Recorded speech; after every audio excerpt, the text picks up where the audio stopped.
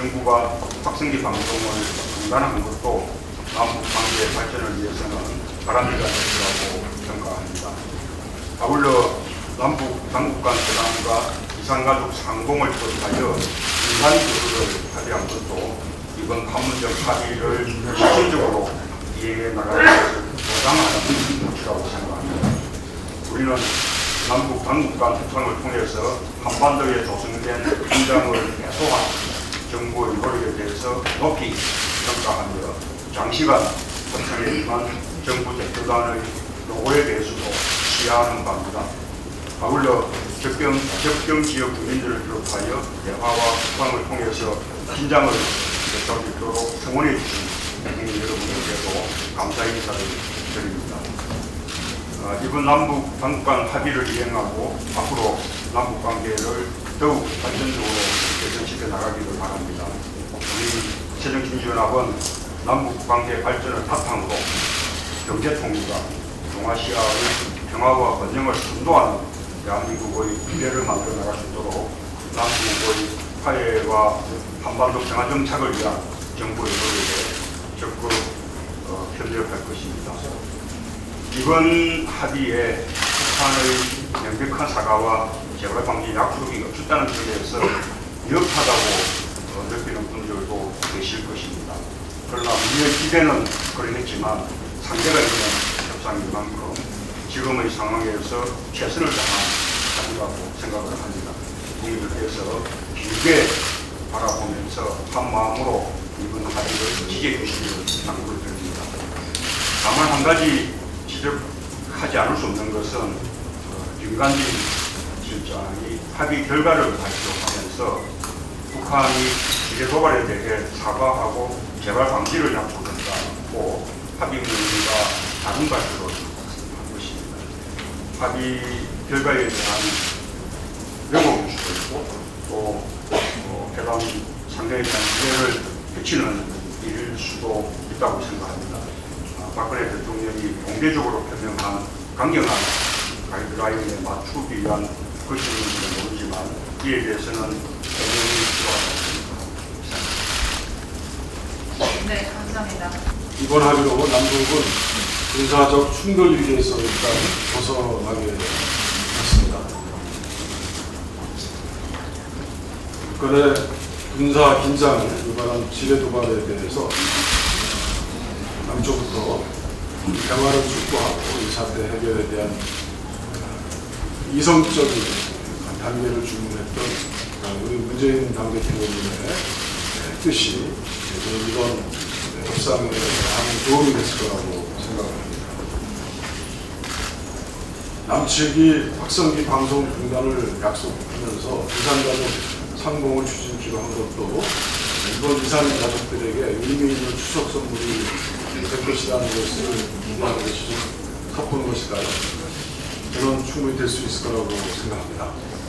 아무튼 남북 간 당국회담을 재개하기로 했고 남북관계 개선의 전기를 마련하고 하는 이번에 협상은 저에게 큰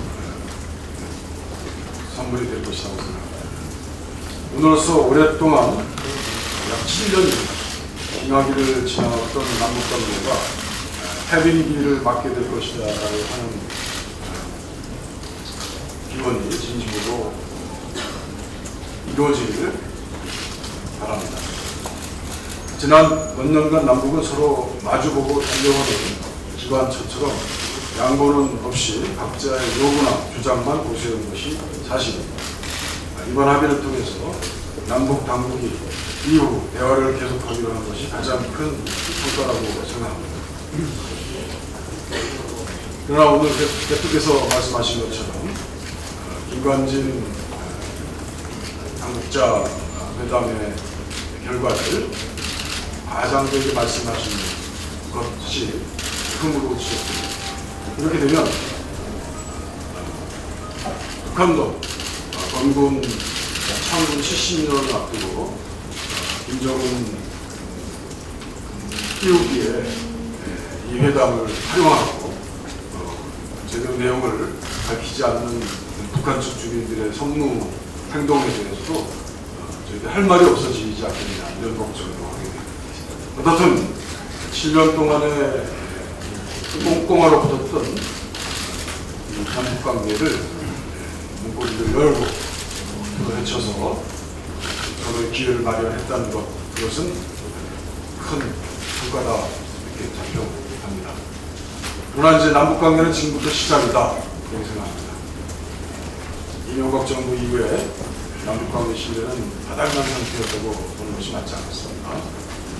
한순간에 문제로 이 경쟁점으로 치달을 수 있는 변수들을 모조리 해결할 수 있다 이렇게 해석할 것이고 또 그런 판단입니다. 역사적으로 남북 간의 신뢰 부분의 원점, 남북 간의 출발 지점은 7.4 남북 공동성명, 그리고 6.15 선언, 14선언이라는 점을 명백히 명심하고 이에 대한 시작을 다시 올렸으면 좋겠습니다. 고용시장이 끝을 모르고 추락하고 있습니다. 6개월 이상 장기 실업자가 12만 명을 돌파했습니다. 2005년 이후 최대치입니다. 구직 포기자는 50만 명이 넘었습니다. 청년 실업자는 9.4%에 달합니다. 박근혜 정권 2년 6개월 고용대책 성적표는 정말 초라합니다. 정부가 아무리 퍼져도 재벌 대기업의 직업은 열리지 않았습니다. 지난 30대 그룹 고용은 고작 0.8%, 8,000명 증가했습니다. 임금 피크 제로로 했던 기업들마저 고용 확대는 인색했습니다. 일자리 늘리고 싶으면 노동개혁이 아니라 재벌 중심 경제정책을 펴야 합니다. 재벌 위주 경제정책 개혁 정책으로는 중소기업, 중소벤처기업과 상생하는 경제주를 만들어야 일자리도 늘어날 것입니다. 재벌 대기업보다 중견 중소벤처기업들이 고용 창출효과가 훨씬 크다는 것은 이미 공지의 사실입니다. 70년대 재벌 성장 논리를 버리고 중소벤처기업 위주로 경제정책의 틀을 바꿔야 하겠습니다. 저성장 고용의 악순환을 탈피해야 하겠습니다. 우리 경제 9월 위기설이 돌고 있습니다. 2주 전 2000선이었던 코스피 지수는 1800점으로 뒷걸음을 쳤습니다. 미국, 유럽, 남미, 아시아 전 세계 주식시장은 폭락하고 있습니다. 중국의 경기 경착륙 우려가 현실로 다가오고 있고, 미국의 9월 금리 인상, 국제유가 하락, 해외 경제 여건이 날로 악화되고 있습니다. 우리 경제 먹구름이 오고 있는 듯합니다. 실물 경제 지표도 체감 경기는 더 나쁩니다. 높은 청년 실업률, 정말 말하기도 입이 아픕니다. 저임금 고물가, 자영업 몰락, 이명박 박근혜 정권은 7년 반 동안 사탕.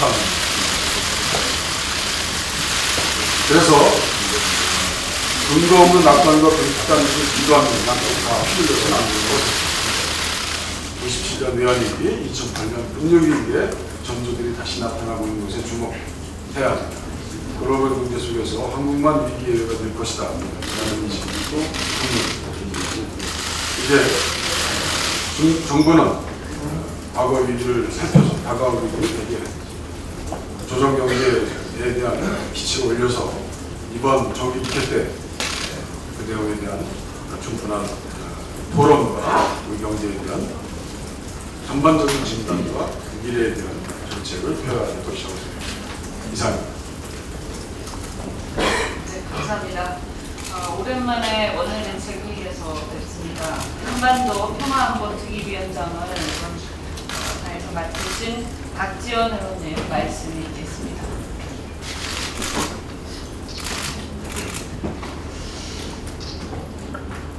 이렇게 한반도 평화가 진전되는 이러한 안정의 한반도에서 안보를 지키는